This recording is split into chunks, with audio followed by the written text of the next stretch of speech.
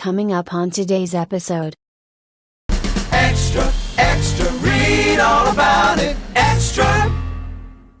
Good morning, YouTube. Here we at the computer in the living room, and what we are looking at is basically a screen of the status, or what's called dashboard, for Open Media Vault, which is running in the other room on the HP computer that we worked on yesterday. And I'm sure some of you are wondering why we are using this when FreeNAS was running on that yesterday. Well, there are several reasons. Main reason is the little SD card that I showed you, the little 8 gigabyte SD card that everything was running off of for the HP. The files were corrupted on that to the point where the FreeNAS program would no longer auto start. Now, I could go in there and manipulate it with the keyboard and the monitor and get it to run, and it would, as long as it was running, it was fine. But if something happened to the power to where the computer restarted, which it did restart now that I changed the CMOS battery, and it reboots itself, and it would not auto start the FreeNAS program due to those corrupted files. So, long story short, the only way to fix that was to reinstall FreeNAS and completely redo the server and everything in there. And my thought was, well, I did FreeNAS several years ago, and this being now 2025, maybe there's something better out there. And lo and behold, we have Open Media Vault. As you can see, the status or the monitoring software here of the Open Media Vault is very, very nice. You have over there on the sidebar, you have all the ways you can access the different things and set them up. It's not difficult to set up. That was one of my priority things in finding something to replace FreeNAS, was something that was easy to set up. This was about as easy as I could get. Basically, it works with the same settings on my this computer here. In other words, I can boot up this computer. It will load up the 3 terabyte drive like it always did. And if we go over here, let's see if we can bring this up. And yes, I am presently copying files back to the drive because I don't have them all copied. But if we look at the 3 terabyte drive, you can see, get this out of the way, there are all our folders. Now, the last one to do to be worked on is this one here, downloads, and it's the biggest one. I've saved the biggest one for the last one, and all the rest of it is on there. And as you can see, it popped right up, and that's the way it comes up when you boot up MX Linux. It comes up as 3 terabyte on the file manager here, and that's where it's always been. And I never had to change anything in the FSTAB statement that mounts it. All that has stayed the same. And obviously there were some careful consideration of what I named things to get it to work this way. Basically, the main share in Open Media Vault is called main. That's a good name for it. And all of these subfolders here, all the BDK documents, download, all that is they are subfolders of that main folder. And so once you share that main folder, you have to put the recursive, the permissions apply to the recursive folders underneath that. And if you do that, then everything works just fine, and that's the way I've got it set up. Now, basically, again, like I say, you can see that it is working, and that's what I went with. Now, I don't know, this one's a little bit different than FreeNAS. Number one, it runs on Linux, It does not run on OpenBSD, FreeBSD, or whatever you call it. And I like that part because although they're very similar, BSD is a little bit more, I don't know, technical, I guess is what I would say, than Linux. And I like Linux because I'm used to Linux. And this is, again, Debian Linux, and you can see the kernel there, or the version right there. That's the version of the kernel right there, 6.1.0-28. And like I said, that is running on there. There's our processor from the HP Pentium dual core CPU E2180, 2 gigahertz. And the system RAM is somewhere here. Let's see, memory right there, 189 total. It's 2 gigabytes. And so that's what was on that system.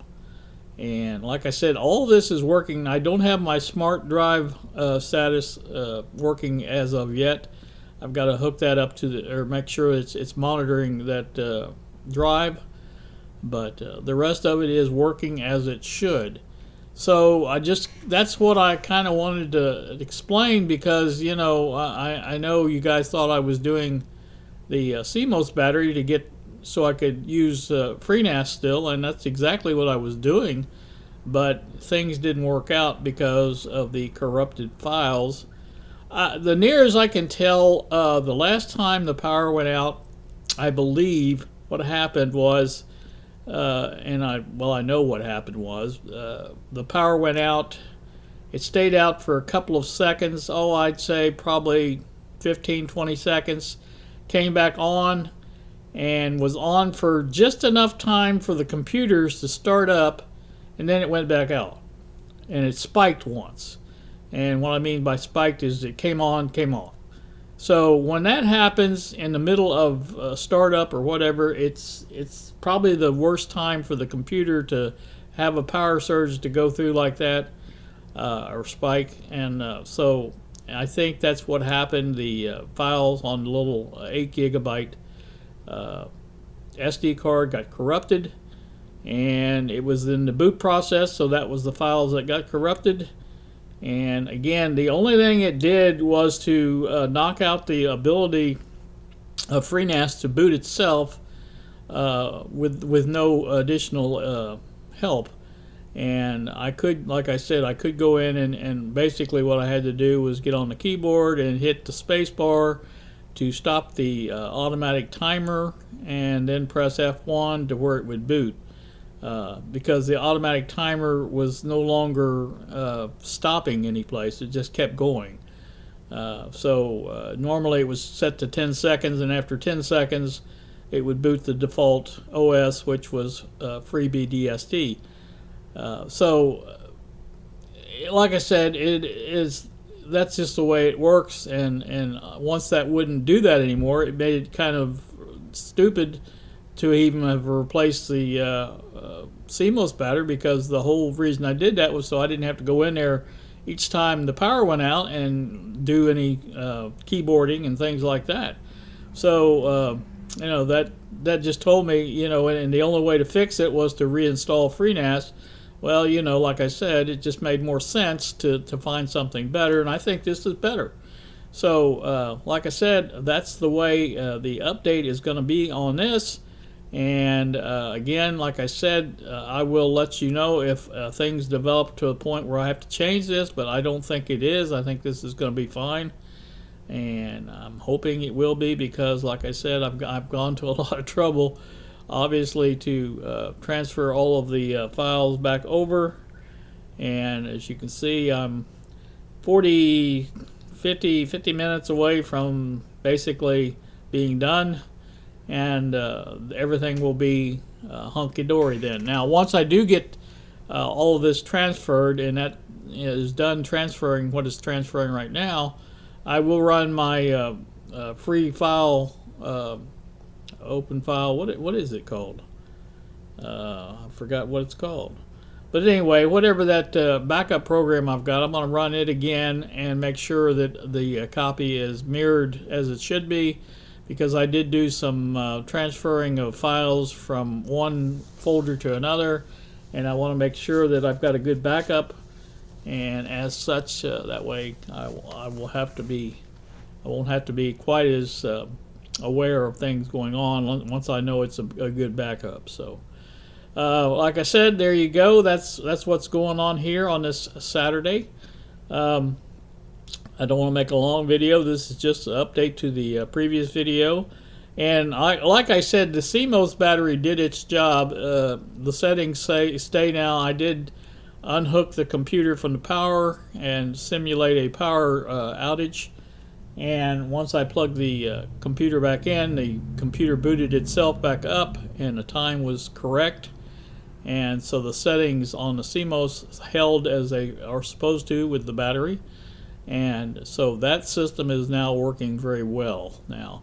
This also just gives me more incentive to develop the little NAS device that I bought, the D-Link DNS 321 that I bought, and I want to try to get that set up to where it works also. And I'm thinking very seriously of buying some more hard drives to use in that instead of the 3 terabyte. I think the 3 terabytes looking pretty good where it's at now, and like I said, it runs really fast. I'm very pleased with the way the Open Media Vault works, and it works every bit as good or better than FreeNAS ever did. So like I said, if anybody's considering server, I believe Pat out there, you said something about considering server like I have here, and I do want to highly recommend the Open Media Vault. It was easy to set up. It does have the SSH you were interested in. I don't really use that, but I did set it up in case. As you can see again, the this monitoring here just on the IP address, you know. And that's another thing I wanted to point out. I had this set up in the router to for the HP computer to use this same. In other words, I had a reserved IP address for this, and so that meant I didn't have to change that either. And that was another additional thing that I did right from the start, which doesn't often happen, not with me anyway. But like I said, it is working out just fine. You go in, basically you go into your IP address and you type in the administration admin for your username and your password, and then you go into this, and then you can do whatever you need to do. I find that better than SSH, but you know, again, there probably are some things you can't do with this that you could with SSH, because I think SSH gives you the ability to run the terminal in the on the remote system, and I think that makes a big difference. Now, this one does have updates, and like I said, you can see right down here it says updates available. No, I did all those when I installed it. There was several that I had to run and get that work. It's just like any other Linux system. It does have updates. And like I said, I will keep it updated as best as possible. So anywho, that's that. Like I said, I think I've covered everything I wanted to cover, and just a matter of time now before I get everything done. And I'm halfway. It looks about like about halfway there on that. I do have a lot in my downloads folder. Now the music folder, I had to reshuffle that around a little bit. I found out some anomalies there that I wasn't aware of, and I got those corrected. So again, making a little progress on my folder, my storage system, and getting things basically efficiently set up to where it's running better, and that's good. So you guys have a great day. Thank you so very much for watching, and we will see ya.